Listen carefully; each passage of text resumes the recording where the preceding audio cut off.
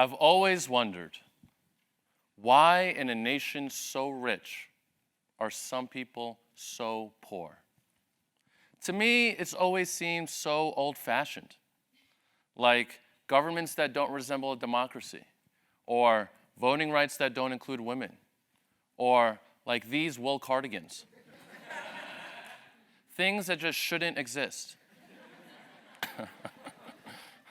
Growing up, I often asked myself this question: why does poverty still exist? As a daycare provider, my mother made enough money for us to live just above the poverty line. Despite providing a critical service to society, she stressed every day about whether we'd have enough to pay for rent or buy groceries.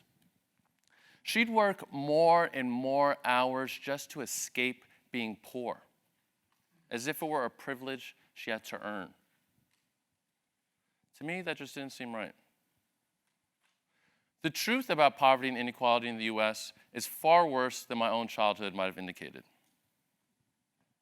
In the United States, 1 out of every 5 children live in absolute poverty, a poverty rate higher than what prevails in virtually all other rich nations.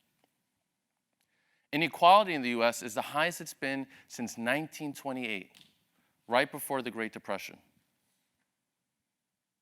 Over the past 35 years, the real average income of the top 0.01% has grown by 322%, while that of the bottom 90% has largely remained stagnant. And the American dream of working hard and finding a way out of poverty no longer applies.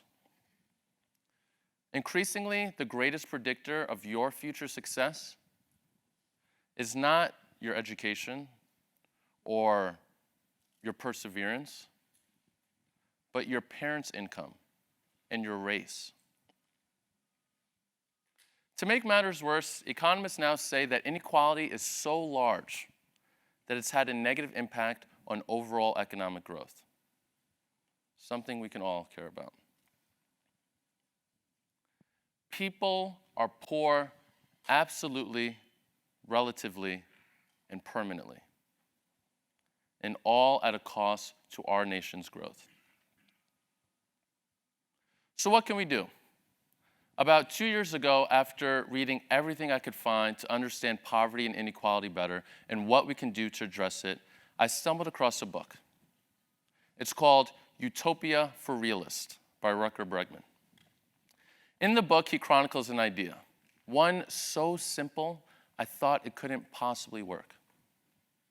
It's an idea that dates back 500 years to Thomas More in his own book called Utopia. Some refer to it as the citizen's dividend. Others call it a basic income. So what is it? It's an unconditional monthly cash grant enough to pay for your basic needs: food, shelter, education. That's it. It's not a favor, but a right.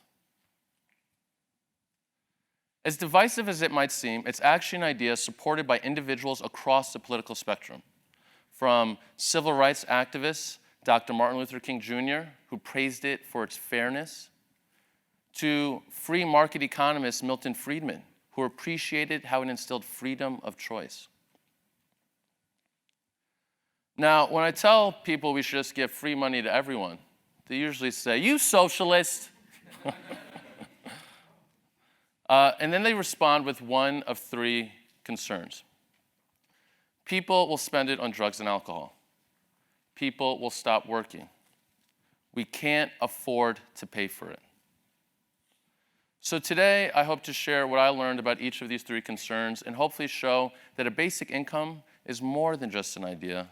It's a proven idea. Number 1, people will spend it on drugs and alcohol. The underlying assumption with this concern, stated bluntly, is that there is somehow something wrong with poor people. Poor people make poor decisions like doing drugs and alcohol, and that's probably why they're poor to begin with. Because of this mindset, the approach has always been the same. If we could just teach them, if we could teach them how to live life with our values and our culture, if they would only just listen. What this mindset fails to recognize are the drastic effects of living in poverty. Some poor people make poor decisions because they're poor. However, if you change the context, you can change the actions too. World Bank researchers found that in 19 different cash transfer programs across 10 different nations, spending on alcohol and cigarettes went down. Given hope and a brighter future, individuals stopped using temptation goods as a way to cope with their current situation. Instead, the extra cash went to pay for their kids' school fees, to buy medicine, to repair their homes, to invest in their small businesses, to further grow their wealth. As Bregman concluded, poverty is not the result of poor decision-making or lack of moral character. Poverty is a lack of cash. Number two, people will stop working. In the 1970s, there was a basic income experiment in a small town in Canada. Every family received enough money to ensure they were lifted above the poverty line. And for 4 years, all went well, until a new Canadian government was voted into power that immediately ended the experiment. 25 years later, a Canadian professor found and analyzed these records, and the results were clear. School performance went up, while mental health complaints, domestic violence incidents, and hospitalization rate all went down. And no one quit their jobs.